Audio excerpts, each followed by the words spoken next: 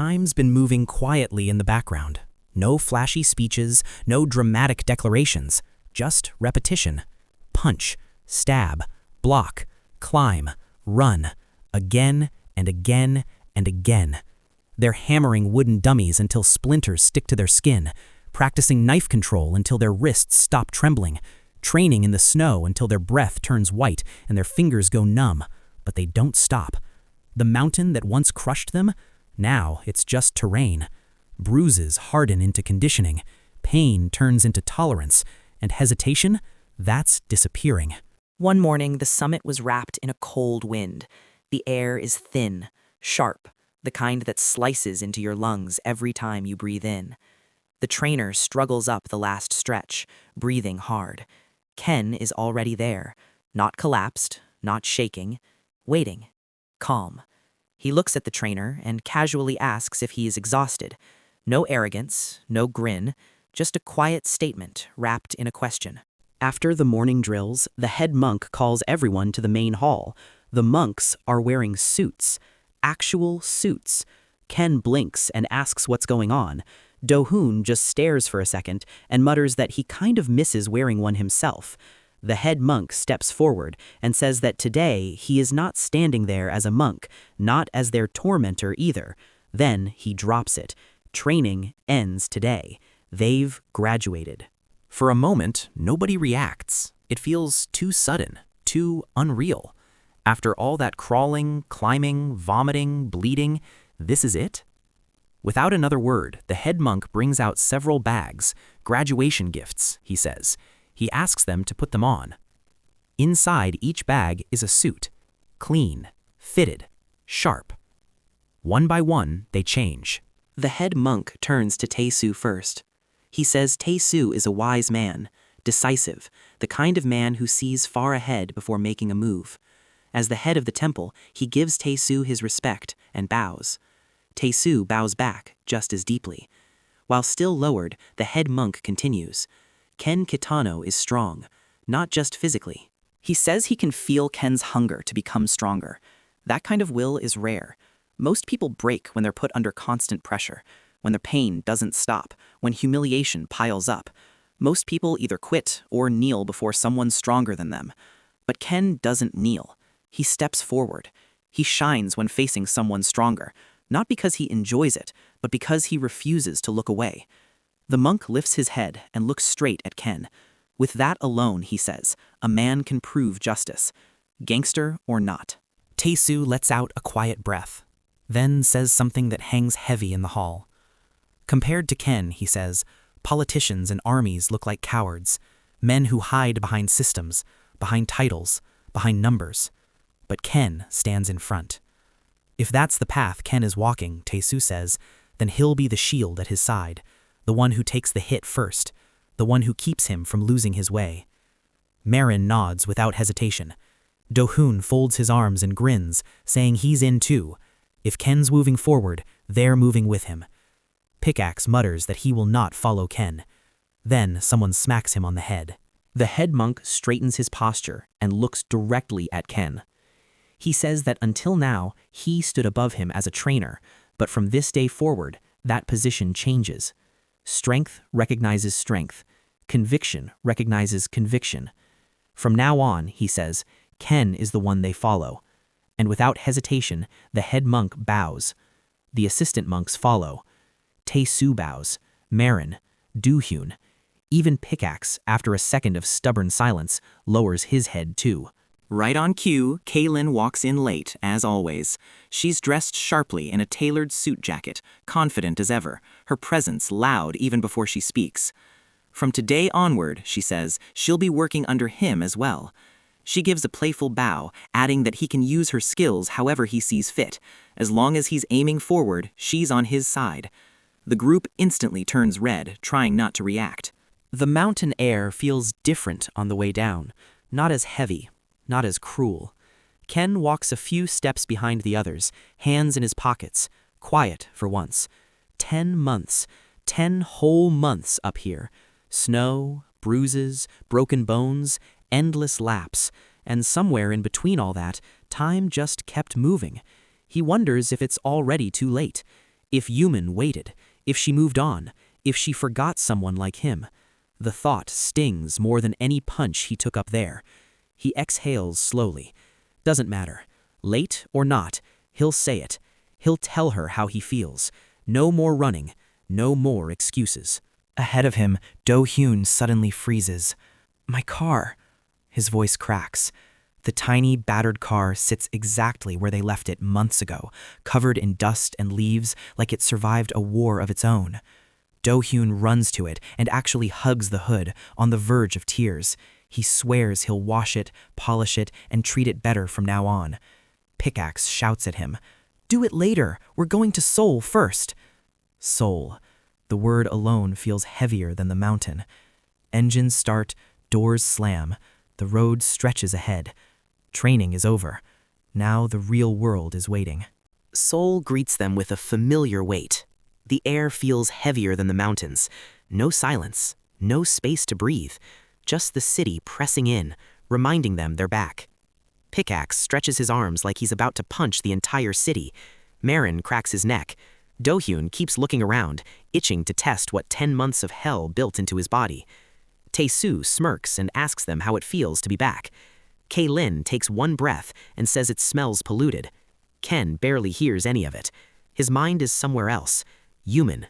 10 months. No messages. No calls. Did she wait? Did she forget? Is he overthinking it? Probably.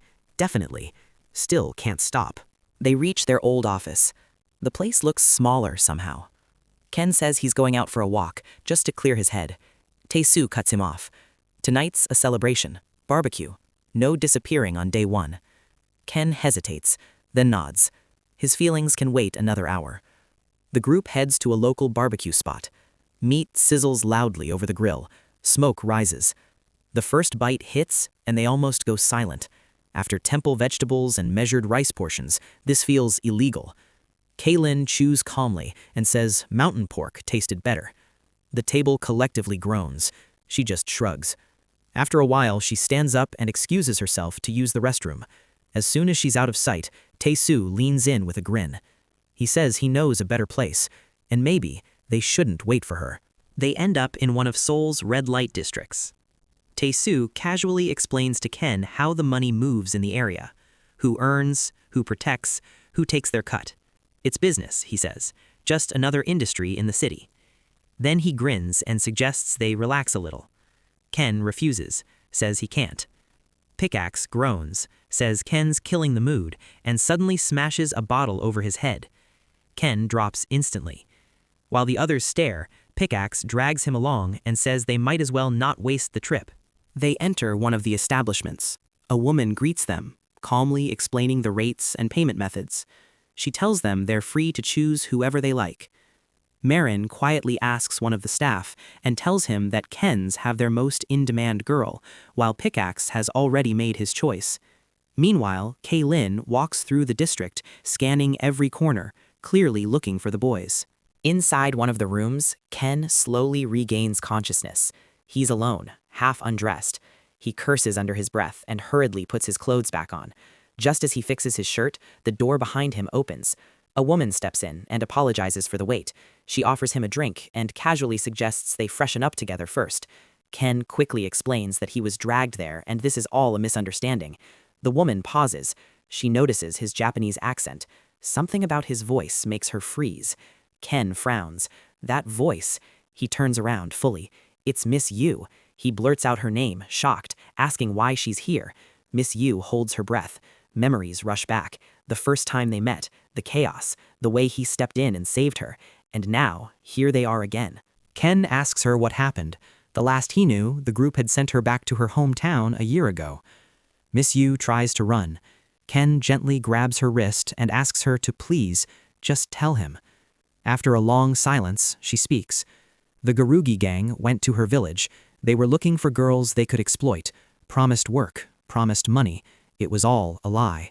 They took her. She says it plainly, without emotion. They abused her, treated her like she wasn't even human anymore. They took photos and spread them in her village. When her parents saw those images, they couldn't bear the shame. They took their own lives. After that, the gang sent her to Seoul, to the district. That's how she ended up here. Ken feels the room spinning. His thoughts race. He whispers that it's his fault, again.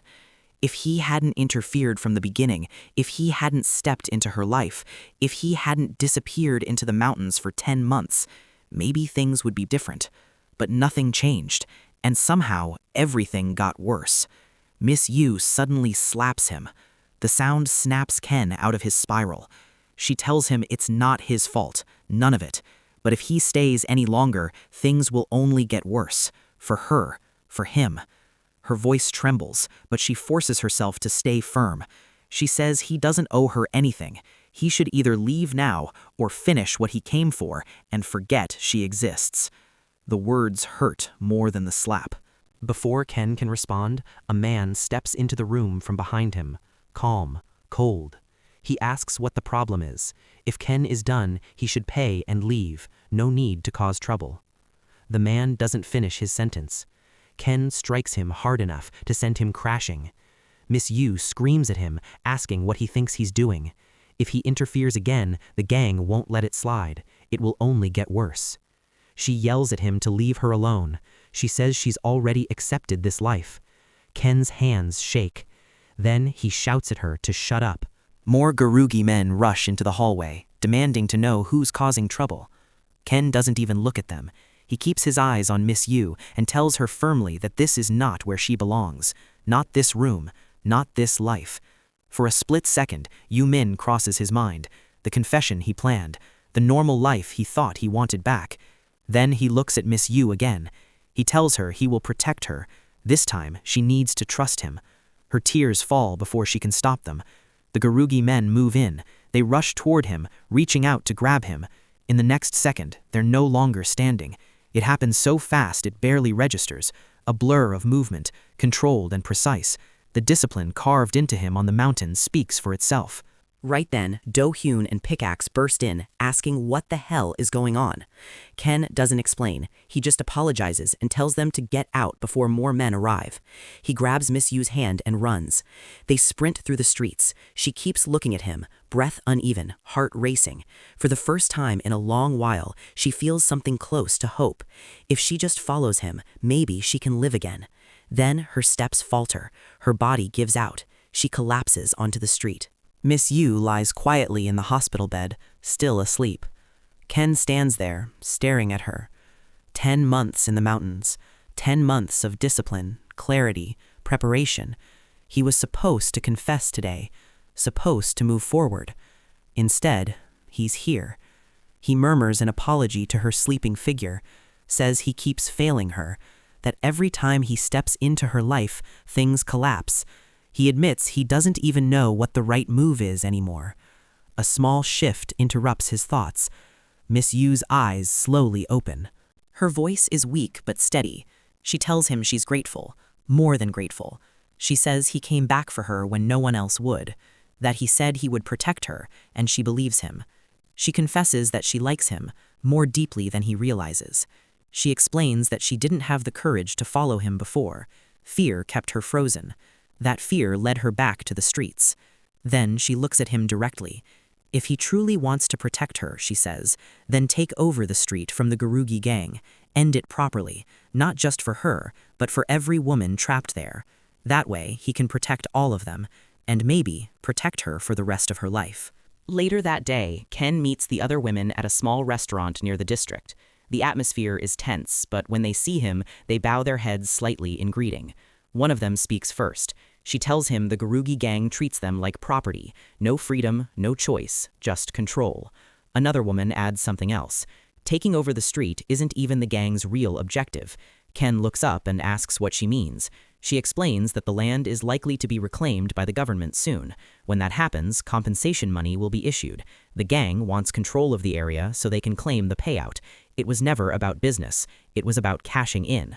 A younger girl hesitates, then asks Ken directly if he's serious about helping them. The numbers alone make it obvious how outmatched he would be. Before Ken can respond, the old man he once saved clears his throat.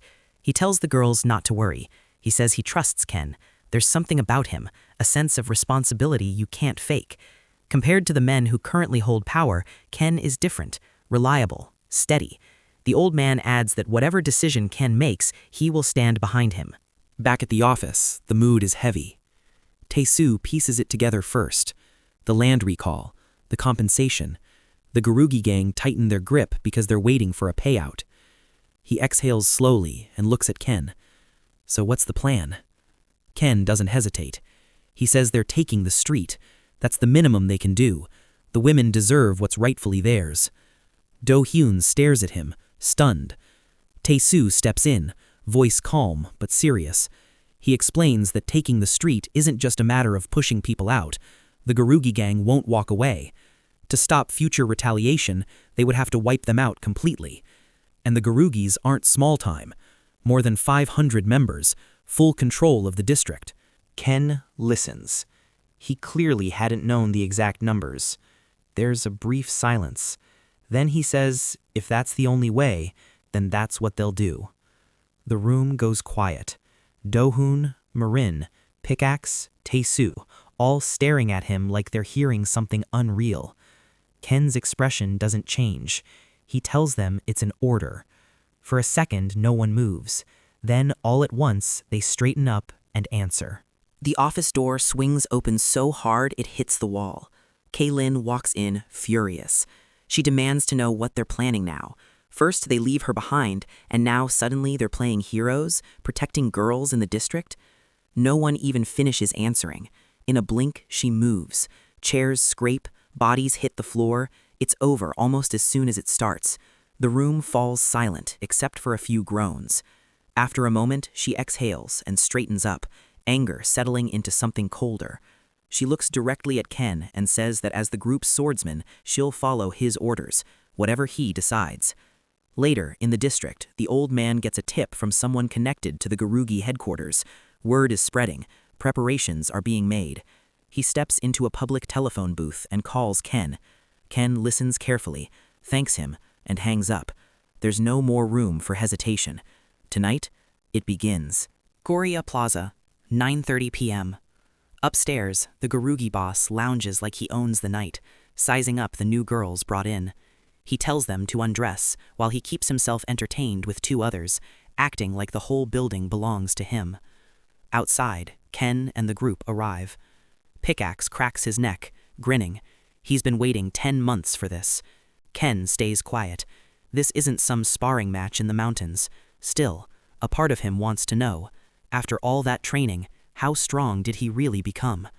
Pickaxe pushes the door open. Ken moves first. He vaults over the receptionist's counter, baseball bat already in hand. Two guards barely react before they're down. Pickaxe slams the elevator button. 12th floor. The ride up feels short. The doors slide open. A line of Garugi members stare at them, confused at first, then tense. Ken steps forward. "We're here to wipe out the Garugi gang," he says plainly. "If anyone wants to walk away and join us, now's your chance. If not, don't expect to leave this floor." He looks at them, calm, waiting. "Make your decision." The Garugi members stare at Ken for a second, then burst out laughing. One of them steps forward, shaking his head. He calls Ken insane, says if anyone here wanted to switch sides, they would have done it years ago. As he talks, he winds up and throws a punch straight at Ken's face. Ken doesn't flinch. His fist rises in a clean uppercut. The impact lifts the man completely off his feet. His head smashes against the ceiling before he crashes back down to the floor. Silence. Then Ken takes a single step forward. That's when everything erupts. Tae-soo moves immediately, falling in beside Pickaxe. Pickaxe grins mid-swing, almost laughing under his breath. Every strike feels heavier, sharper. The training worked. He can feel it in his bones. Tae-soo watches Ken cut through the chaos and realizes something unsettling. Ken didn't just get stronger, he changed. There's something colder in the way he moves now, more decisive. On another floor, a Garugi member rushes to the boss's room, breathless, reporting the noise upstairs. He admits they still don't know who the intruders are. The boss barely looks at him. "Don't interrupt me unless you absolutely have to," he mutters. The man bows quickly, apologizes, and retreats. Upstairs, the sound of bodies hitting the floor continues to echo through the building. 11th floor. A squad of Garugi men gathers, strapping on blades and pipes, getting ready to head up to the 12th. They can already hear the chaos above them. Then the window explodes inward. Glass scatters across the floor. A figure steps through the broken frame like he just walked in through a door. The men raise their weapons, demanding to know who he thinks he is. He holds a wrench in each hand, rolling his shoulders once before looking at them. "Remember my name," he says calmly. "Marin." Before anyone can move toward the stairs, another presence fills the hallway. Kay Lin steps out from the shadows, sashimi knife resting lightly in her grip. "You're not going anywhere," she says, almost casually. "Don't worry, I won't kill you." She tilts her head slightly. But when things get exciting, it's going to hurt. That's all the warning they get. Marin lunges first, wrenches swinging with brutal precision, bones crack under steel. Kaylin moves like a current slicing through water, clean arcs of silver flash in the air, controlled, deliberate. She disables them one by one, each strike placed exactly where it needs to be. No hesitation, no wasted motion. Within moments, the 11th floor is silent except for the sound of men groaning on the ground. Outside Goryeo Plaza, headlights flood the street. The rest of the Garugi cavalry pulls up in their cars, engines still running. Doors slam. Dozens of men rush toward the entrance. Then they stop. Vending carts are jammed tight against the doors, metal frames chained together, no space to squeeze through. They start shoving them aside, cursing. Suddenly, glass shatters above. An upper window bursts open and fragments rain down, glittering under the streetlights. The men look up, shielding their faces. Standing there are the vendors, and the women who used to wait quietly along the sidewalk. One of the Garugi men points at them, shouting, asking if they finally grew the nerve to fight back. A vendor steps forward, gripping a metal rod. "We're done waiting for you to decide our lives," he says. One of the women beside him tightens her hold on a broken bottle. "From today on," she adds, "we choose for ourselves." There's no shaking in their voices. Inside the building, Du Huen hears the commotion echoing through the lower floors. He glances toward the entrance and smirks faintly. "You hear that?" he mutters to the Garugi men near him. "You might want to leave while you still can." Earlier, before everything unraveled, the old man gathered the vendors and the women by the carts. "A year ago, a young man came here," he said. "He saved a foolish man and a young girl, then left without a word. They did not see him again until things turned dark and the Garugi tightened their hold. And when he came back," the old man finished quietly, "it was not just to help, it was to finish what he started." Back to the present. A Garugi member crawls away, blood streaking the floor. Ken follows, calm and steady. "Where are our reinforcements?" the man whispers. Footsteps close in. "They're busy," Do-hyun says. "Very busy," Marin adds. "You're not getting any help," Kaylin finishes. Afterwards, they stop in front of a heavy door at the end of the corridor. Pickaxe grins and rushes forward, convinced this has to be the boss's room. The door swings open. A fist shoots out. Pickaxe barely blocks it, skidding a step back from the force. He squints at the man in front of him, about to brush it off as just another guard.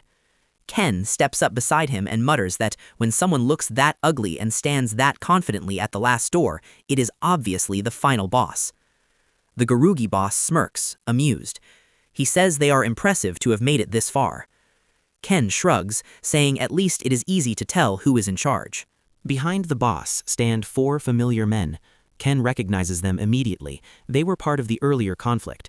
One of them points at Ken and says this is all his fault. If Ken had never interfered before, none of this would be happening. Garugi sneers and accuses them of being con artists, saying they sweet-talk people and steal money while pretending to be righteous. Then he makes it clear what this is really about. He plans to secure full control of the district, and when the government reclaims the land, he will be the one collecting the compensation. Tae-soo cuts in and says Garugi has always taken money from the weak and kept it for himself, like it was his right. Ken raises a hand slightly. No more talking. He tells Tae-soo not to waste his breath. He will handle it. Ken moves and says he only needs a few punches to knock sense into him. The 4 men step forward. They say this is personal. Ken is the reason they fell from power before, the reason they had to crawl back up from nothing. They talk about eating scraps just to survive, grinding their way back from the bottom, rebuilding their strength piece by piece. They trained, they endured, they suffered, and Ken has no idea how painful that was. In the back of Ken's mind, a quiet thought passes. That is what they call painful? The bald one reaches him first. Their fists collide. A sickening crack echoes as the bald man's hand collapses against Ken's punch. The second man swings. Ken meets his fist head-on. Another crunch. The third barely finishes his motion before his knuckles shatter on impact. The last man hesitates for half a second. Ken does not. A single straight punch lands clean on his face and sends him crashing to the floor. Ken lowers his hand slowly. His knuckles are bloody. He looks at the blood on them and thinks that his fists seem to get bloodier every day. The remaining three stare in disbelief. Before they can regroup, Ken moves. He leaps, body turning mid-air, and drives a kick into one man's head. The impact drops him instantly. The next man steps in and catches a sharp kick straight to the face, collapsing just as fast. Off to the side, the old man speaks quietly to Garugi. "This ends tonight," he says. "That young man will finish it." Garugi's expression hardens. He pulls out a gun and points it at Ken. The hallway stills. Ken glances at the weapon and asks calmly if guns are not banned here. Garugi smirks and says that with enough money and power, rules do not matter.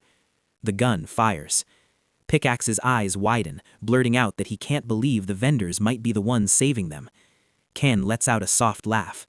Tae-soo glances at him and says quietly that he doesn't think they'll be the ones finishing Garugi off. The shot missed. Garugi suddenly jerks backward. A chain tightens around his neck. The women. Within seconds, he collapses to the floor, gasping. Later that night, back at the office, the mood is cold and quiet. Garugi's hands shaking. The transfer papers are done. The deeds are signed over to Ken's group. He bows repeatedly, begging for his life, promising he will do anything. Ken looks at him for a long moment and asks if he can disappear to the countryside and never return. Garugi nods desperately, swearing he will. Ken studies his face and chooses to believe him. He orders the others to send Garugi away. Ken steps out of the office. The door closes. Tae-soo's expression hardens. He says that even if they follow Ken's decisions, men like Garugi cannot be trusted. That is why they will prepare a small parting gift, something to make sure he never comes back. Tae-soo turns his head slightly. Marin. Outside the office, Ken steps into the hallway where the vendors and the women are waiting. Do-hyun and Pickaxe stand nearby, grinning. Ken tells them it is settled. The street is theirs now. The old man walks forward slowly. He asks Ken if he will look after them from now on. He says they already placed their trust in him. If he leads them well, if he protects them properly, the old man will be proud. He pauses, then adds that what Ken did tonight is not something just anyone could accomplish. "You are warm like the sun," the old man says, "but strong like a rock." Ken is not quite sure what that is supposed to mean. In the end, he just nods and tells them he will do his best to protect them from any other gang that tries to take the street. And for now, that is enough. Later that night, Ken returns to the hospital. Ken tells Miss Yu that everything has been arranged. The street is no longer under Garugi's control. From now on, it will be under hers. No more fear. No more chains. She doesn't face him. She slowly turns her back, and her shoulders begin to shake. She cries silently. Not from pain this time. Outside the hospital, rain pours down heavily. Ken steps out of the hospital, glancing up at the rain as it pours down. Behind him, Tae-soo reminds him quietly that the district is under his control now. For a moment, they just listen to the rain. Ken asks him directly if he brought him to the red light district on purpose, if he already knew about Miss Yu. Tae-soo doesn't answer, he just looks at him. Ken exhales and says they will talk about it later. Then he walks forward, letting the rain soak through his clothes as he disappears into the night. There was a time he hated his life, hated how empty it felt. No direction, no weight. That was why he held on to humans so tightly in his mind. She was the only one he truly liked, the only person who made him want to become something better. That was why he wanted to be a policeman, like her. He did not just want a badge, he wanted a reason to stand in front of her without feeling small, to be someone worthy of her. He always believed he would get one last chance. He turns into a dark alley. A figure stands ahead, motionless in the rain. As he gets closer, his breath catches. Yumin. She is completely soaked, hair clinging to her face. She lifts her hand slightly. "Hi," she says. Ken cannot respond. Just minutes ago, he promised Miss Yu he would protect her, for the rest of her life. His chest tightens. Yumin tilts her head and asks if he would like to have dinner with her sometime. Ken's mouth parts in disbelief. Yumin just smiles at him, as if nothing in the world is complicated at all. 2 weeks after the Garugi incident. At the police department, Yumin greets the inspector as she walks in. He tells her to gather the criminal division and the crime specialist squad. They are about to begin the full overview of what happened in the district. Across town, Ken is still asleep in his cramped apartment. Someone bangs on his door. His neighbor's voice yells that people are looking for him. Ken drags himself up, opens the door, and apologizes for the noise. The neighbor mutters something about him being useless and jobless. Ken just shrugs it off. Down the hallway, Tae-soo stands straight and bows slightly. "Boss," he greets. Behind him, parked in front of the building, is a brand new Mercedes-Benz. The neighbor freezes mid-gargle and accidentally spits the water all over Ken's head. Ken wipes his face slowly and asks Tae-soo what he is doing there. Tae-soo gestures toward the car and says it is a gift. The neighbor squints, clearly thinking it looks suspicious. Tae-soo apologizes for the delay and explains that it is Ken's salary and prize combined. Then he casually asks if Ken has a driver's license while placing the key in his hand. Later that day, Yumin gets a call. It is Ken. He asks if she can meet him at 2 p.m. After hanging up, Ken drives to a flower shop and awkwardly picks out a bouquet, trusting the florist without really knowing what he is buying. When he meets Yumin, he almost forgets why he called her. She looks unreal, cute, beautiful, effortless. He hands her the flowers, face slightly red. Yumin blinks at the bouquet and asks if he just came from a wedding. Ken freezes. She points out that he bought a bridal bouquet. He had no idea. She laughs, and the tension breaks instantly. They head to an expensive restaurant. While eating, Yumin tells him his life seems to be going smoothly lately. He has his own car now.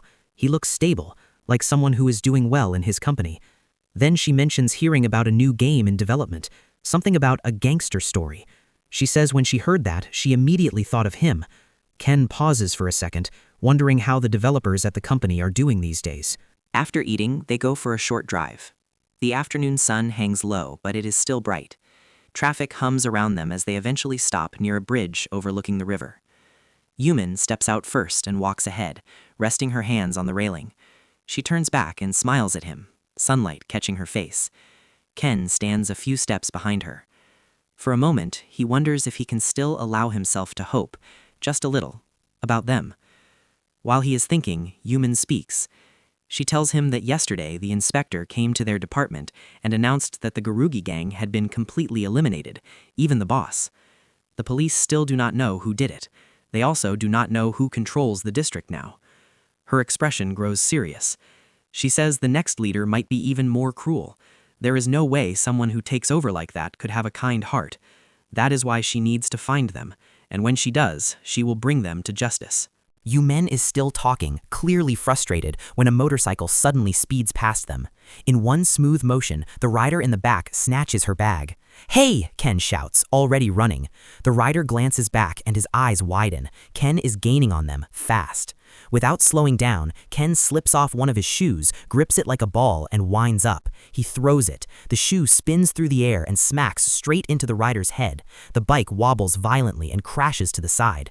Before Ken even reaches them, Yumin moves. In a blink, she leaps forward and drives a sharp kick into one man's helmeted head. He drops instantly. The other tries to stand, but she plants a clean kick on his chin and sends him down again. Ken can only stare for a second. Yumin straightens up and tells them not to underestimate a female officer. She declares them under arrest. Suddenly, one of the men lashes out and shoves her. She loses balance and falls over the bridge railing. Everything freezes. Ken sprints forward and dives after her without thinking. He catches the fabric of her pants with one hand while grabbing the bridge handle with the other. They hang there. The strain is too much. The fabric tears. Her pants come off completely along with her underwear. Ken's face turns bright red. Yumin yells at him to stop looking. Ken quickly shuts his eyes and tells her to stop moving. He says he will pull her up with his eyes closed. While they are still hanging there, Yumin asks through gritted teeth where the thieves went. Ken, still holding on tight, tells her they probably already got away. After everything settles down, they walk side by side in silence for a bit. Yumin finally thanks him for saving her. Ken scratches his head and says it is fine. Then, without thinking too much, he adds that he only saw the tattoo on her back anyway. He even says it is kind of cute. Yumin stops and slaps him. She calls him an idiot and keeps walking. Ken sits there for a second, touching his cheek. In his head, he is already convinced. The date was a complete disaster, and now the girl he likes is definitely upset. 1 week later. Ken's alarm rings at 6 a.m. sharp. Ever since they came down from Mount Ji-ri, his body wakes before the sound even finishes. No more oversleeping, no more drifting. He stretches slowly, joints cracking awake. Then he hooks his legs up and starts inverted sit-ups, hanging upside down like it is nothing. After that, he drops to the floor and does single-handed push-ups. One arm, slow, controlled. 100 reps spread over 20 minutes. By 7 a.m. he is done showering. Breakfast is heavy. A mountain of rice, homemade chicken breast, and a full kilogram of low-fat milk. Routine. Discipline. After eating, he puts on the expensive suit Tae-soo gave him. Polished shoes, clean lines. He grabs the keys to his Mercedes and heads out. Luxury car, tailored suit. And yet, he still returns every night to the same cramped apartment. A week earlier, Ken stood in front of the apartment manager and apologized. By now, the manager already knew who Ken really was, or at least what kind of position he held. The manager waved it off and told him not to worry about it. Ken then asked if he could keep living there like before, same room, same rent, as if nothing had changed. The manager raised an eyebrow and asked why. With his money now, he could easily move somewhere better. Ken answered simply that it was inexpensive. Then, after a pause, he admitted something else. While staying there, he realized he never managed to become heartless, not completely. The manager laughed and pointed at the plaster on Ken's cheek, teasing him about getting into trouble again. Ken just looked away. There was no way he was going to explain that the real reason for that bandage was Yumin. At 8 a.m. sharp, Ken arrives at the office. The group greets him as usual. Even though they now control the district, nothing flashy came with it. No sudden fortune, no public recognition, just responsibility and questions. There are still secrets hidden within that place, loose ends they have not uncovered. Aside from the occasional small trouble, no other gangs have shown themselves. Strangely, they did not even inherit the old gang's daily operations. Tae-soo seems busy behind the scenes, moving pieces quietly. Ken notices, but chooses not to ask. If Tae-soo wants him to know, he will say it. Ken sits back on the couch, stretching his arms. After a while, someone suggests they head to the bathhouse and get their backs scrubbed. The idea spreads quickly. For once, something normal. By 8:30, they arrive at the bathhouse. Steam fills the air. Kaylin casually steps closer to Ken and teases him, offering to scrub his back herself. The others immediately step in, drag her away, and jokingly tie her up before heading into the sauna. Inside, Tae-soo calls over one of the attendants and tells him it is Ken's first time getting a proper scrub. Ken lies face down on the tile. A moment later, the scrubbing begins. Hard. Ken grips the edge and almost tears up from how intense it feels. By 12:30 p.m., they are fully dressed again, clean, refreshed. After lunch at 2 p.m., Ken's phone rings. It is human. She apologizes for not calling sooner, saying she had something important to handle. Then she asks if he has plans tonight at 8 p.m. She invites him to dinner. Ken answers immediately, yes. 8 p.m. Yu Min walks down the street, softly humming to herself. A man approaches and politely asks for directions. Without hesitation, she agrees to help. It happens fast. Another man comes from behind and grabs her. The first one locks both her arms in place. Before she can react, something presses over her face. Her body goes limp. Across town, Ken waits at their meeting spot. He checks the time again. She is late. He calls her. The line connects, but it is not her voice. Ken's tone sharpens, asking who is on the phone. The man on the other end laughs and says they are the two bikers from before. Ken's jaw tightens. He demands to speak to Yu Min. The man mocks him, saying he still does not understand the situation. He tells Ken to guess where they are. Then he shouts that they are at a hotel. The call ends abruptly. The sound of the phone hitting the floor echoes before the line cuts to a flat beep. Ken lowers his phone slowly. The beeping continues in his ear, and for the first time in a while, he feels restless. All right, we'll leave it here for now. From the fall of the Garugi gang to Ken taking control of the district, from promises made in the rain to a date that almost felt like hope, and now a phone call that changes everything. The balance he tried to keep is starting to crack. Power, responsibility, love, violence, it's all colliding at once. If you're enjoying the story so far, don't forget to like the video, subscribe to the channel, and stick around. The next chapter won't be calm, and this time, it's personal.